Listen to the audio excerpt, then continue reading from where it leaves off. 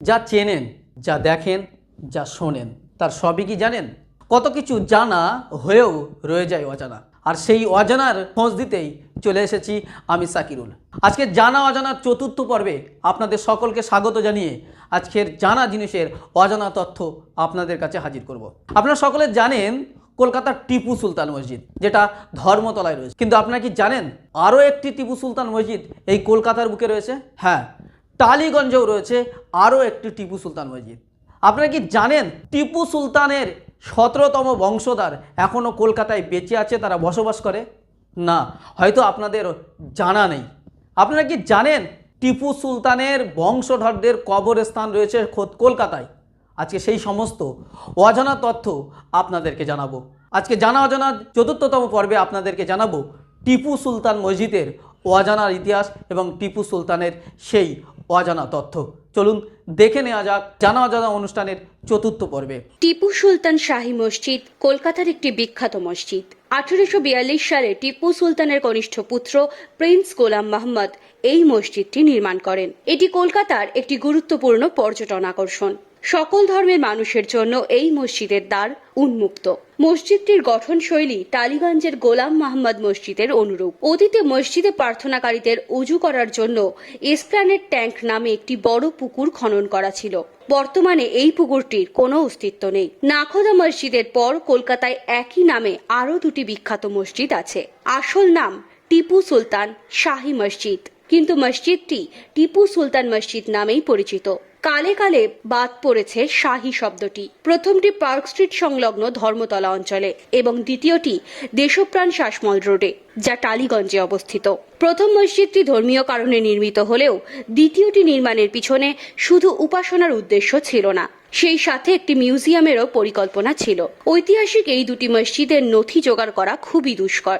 বিষয় হলো, কোন স্থাপত্য তখনই সুন্দর রূপ ধারণ করে যখন সেটির কথা মানুষের মুখে মুখে ফেরে।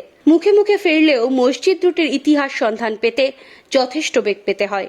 মসজিদের ইতিহাসের সন্ধান করতে গিয়ে জানা গেল টিপু সুলতানের পরিবারের অনেকেই জীবিত। কেউ থাকেন অট্টালিকায়, কেউ আবার রিক্সা চালক। পরিবারের গল্প না হয় আরেকদিন হবে, আজ মসজিদ নিয়ে বলা যাক। প্রিন্স গোলাম শাহ ওয়াকফ ট্রাস্টি থেকে যে তথ্য পাওয়া গেল তাতেও সন্তুষ্ট হওয়া গেল না। কিছু নথি থাকলেও ঘাঁটার ইচ্ছে নেই কারোরই। টিপু সুলতানের 11তম ও সবচেয়ে কনিষ্ঠ পুত্র মোহাম্মদ প্রিন্স গোলাম শাহ দ্বারা নির্মিত প্রথম মসজিদটি ধর্মতলা অঞ্চলে। 1832 সালে ধর্মতলায় জমি কিনে এই সুন্দর মসজিদটি নির্মাণ করেছিলেন তার বাবা টিপু সুলতানের স্মরণে, যা সম্পন্ন হয় 1842 সালে। 16টি গম্বুজ ও 4টি মিনার সহ মসজিদটি নির্মিত। মসজিদের ভিতর ধারণ ক্ষমতা 1500 মানুষের। ঈদের সময় মসজিদকে কেন্দ্র করে প্রায় 15,000 মানুষ নামাজ আদায় করেন। এটি কলকাতার স্থাপত্য ও সাংস্কৃতিক ঐতিহ্যের একটি বড় নিদর্শন। পর্যটকদের কাছে কম আকর্ষণের নয় মসজিদটি। 1980-র দশকে মাটির তলা দিয়ে মেট্রো রেল নির্মাণের সময় টিপু সুলতান মসজিদটি ক্ষতিগ্রস্ত হয়। মেরামত করার জন্য একটি কমিটিও গঠন করা হয়। পরবর্তী সময়ে টিপু সুলতান শাহী মসজিদ সুরক্ষা ও কল্যাণ কমিটি এবং মেট্রো রেলের যৌথ প্রচেষ্টায় মসজিদটির পুনরুদ্ধার করা হয়। ফের 2004 সালে সুনামি ঝড়ের কারণে মসজিদটি আবারও ক্ষতিগ্রস্ত হয়। তৎকালীন প্রধানমন্ত্রী মনমোহন সিং মসজিদ কমিটিকে $21,500 দান করেন। ফলে আসল মসজিদটির স্থাপত্য ও সাংস্কৃতিক অবলুপ্তি ঘটে। টিপু সুলতান মহীশূরের নবাব থাকা সত্ত্বেও কেন তার ছোট ছেলে মহীশূর থেকে দূরে তার বাবার নামে কলকাতায় এই মসজিদটি নির্মাণ করেছিলেন, এর পিছনেও আছে একটি ইতিহাস। বর্তমানে অঞ্চলটি দক্ষিণ ভারতের কর্ণাটক রাজ্যে অবস্থিত। ওয়াদিয়ার রাজবংশের রাজত্বকালে 1750-এর দিকে সুলতান হায়দার আলীর জ্যেষ্ঠ পুত্র টিপু সুলতান মহীশূরের নবাব হন। পুরো নাম সৈয়দ ওয়াল শরীফ সুলতান ফতেহ আলী সাহেব টিপু।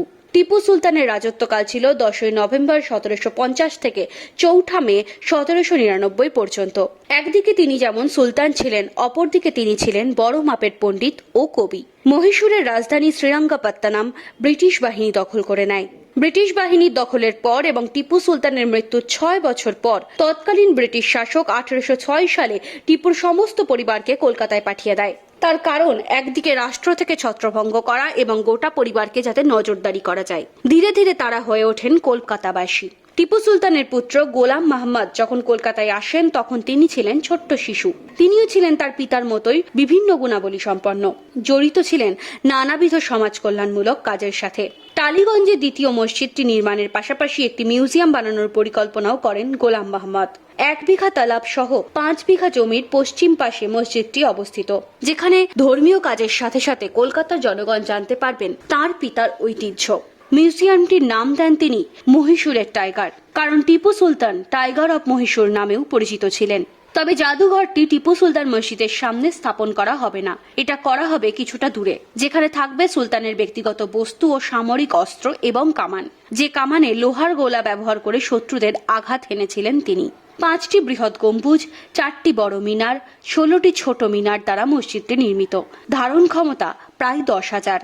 ঈদের সময় মসজিদটিকে কেন্দ্র করে প্রায় 10,000 মানুষ নামাজ আদায় করেন।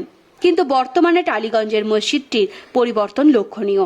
কোনো এক অদ্ভুত কারণে বছরের পর বছর তালাবটি পানি শূন্য, তবে মিউজিয়ামের কিছুই খুঁজে পাওয়া যায়নি। এখন সুলতানের বংশধরের 13 জন আত্মীয় কবরে শায়িত। সময়ের সাথে সাথে কবরের চাকচিক্য বাড়লেও একজনও আত্মীয়ের নাম খোদাই করা নেই তাতে। 16টি গোপন ক্যামেরা দিয়ে সর্বক্ষণ নজরদারি চললেও হেলায় পড়ে রয়েছে কামানের অংশবিশেষ।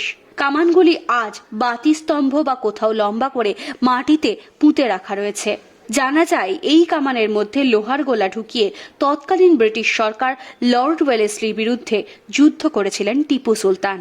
বর্তমানে মসজিদটিকে সুসজ্জিত করে ধর্মীয় কাজ নিয়মমাফিক করা হলেও ইতিহাস কিন্তু ধুলোমাখা অবস্থাতেই পড়ে রয়েছে।